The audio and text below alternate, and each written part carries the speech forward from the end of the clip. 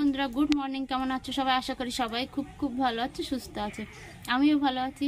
তো আমি রূপা, আমার ব্লগে আর একটা নতুন দিনে নতুন ব্লগে তোমাদের অনেক স্বাগত জানাই। তো আজকে সোমবারের সকাল, এখন ঘড়িতে বাজে 7:30। তো এখন থেকে আমার ব্লগটা শুরু করছি।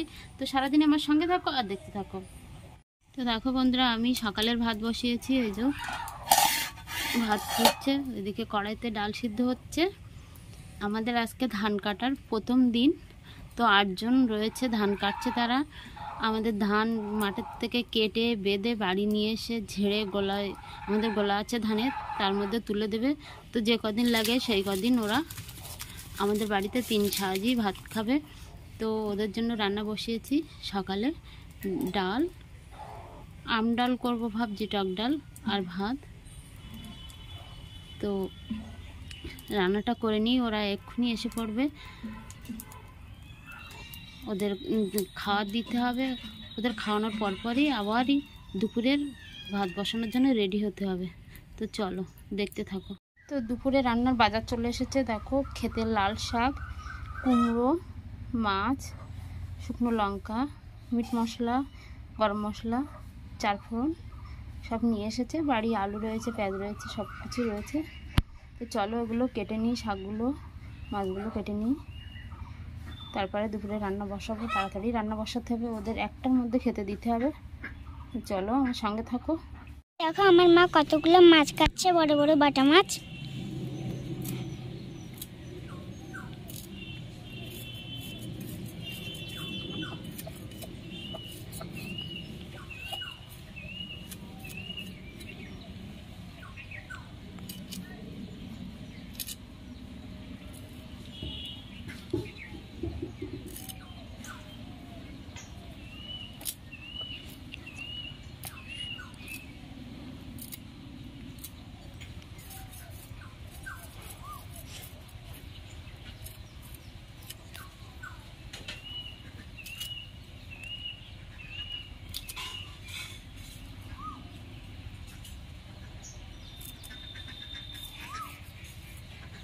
এই যে এগুলো কাটা হয়ে গেছে, আর এগুলো এখন কাটবো।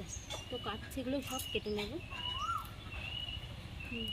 দুপুরে রান্না বসিয়েছি। যে দেখো কত বড় হাঁড়িতে ভাত বসিয়েছি। এদিকে সেই পরিমাণে বড় কড়াইতে মাছ ভাজা করছি।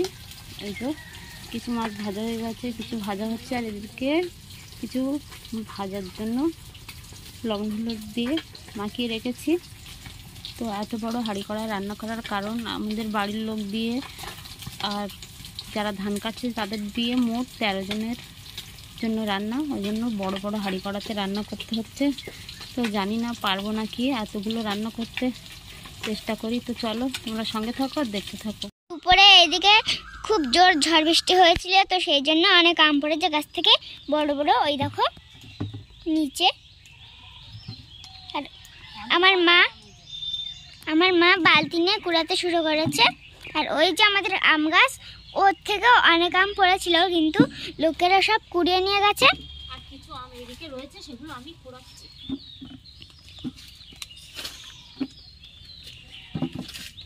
ওই যে দেখো অনেক আম হয়েছে, এগুলো কত বড় বড় আম। এগুলো কুড়িয়ে নিলাম। ওইদিকে আরও রয়েছে, তো নিলাম না সেগুলো। বেশি কি করব, অনেক আম গাছে রয়েছে, তো কাঁচা আম বেশি নিলাম না। এগুলো নিলাম বাড়ির মধ্যে যেগুলো পড়েছে। তো চলো, আম তো পুরানো হয়ে গেল। তো এদিকে প্রচণ্ড বৃষ্টি হয়েছে, সেই জন্য দেখো সব কাদা কাদা হয়ে গেছে। আর আমার মা দুপুরে খাওয়া দাওয়ার পরে এই বাসনগুলো এসে মাজছে।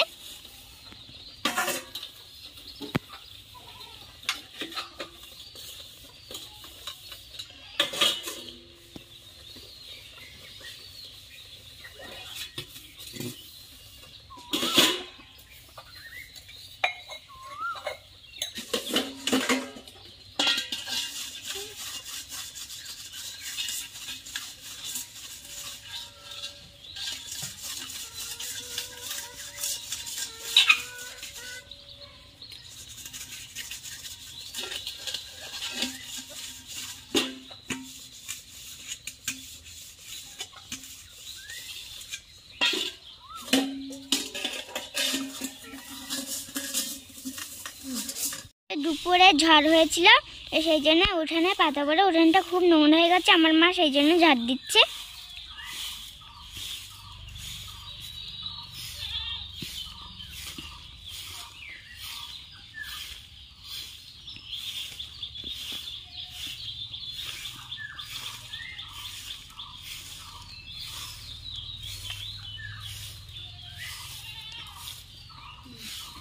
মেয়ে দেখো আচার খেতে বসে গেছে, ওই যে তেঁতুলের আচার। তো আচার খাওয়া দেখে আমারও জিভে জল চলে এলো। বিশেষ করে আচার দেখলে মেয়েদের জিভে জল চলেই আসে, তাই না বলো? কিন্তু কেমন হয়েছে আচার, কেমন লাগছে খেতে? তা আমাকে একটু দিবি না? আমাকে দেবে না? দেখো কিভাবে হেলে দুলে খাচ্ছে। তো মায়েরা কিছু বানালে বাচ্চারা খেলেই তাতেই মায়েদের অনেক শান্তি, তাই না বলো? এর উপরে আর কোনো শান্তি হয় না বা মনের তৃপ্তিও হয় না, ওরা খেলেই মায়েদের হয়ে যায় সবটা।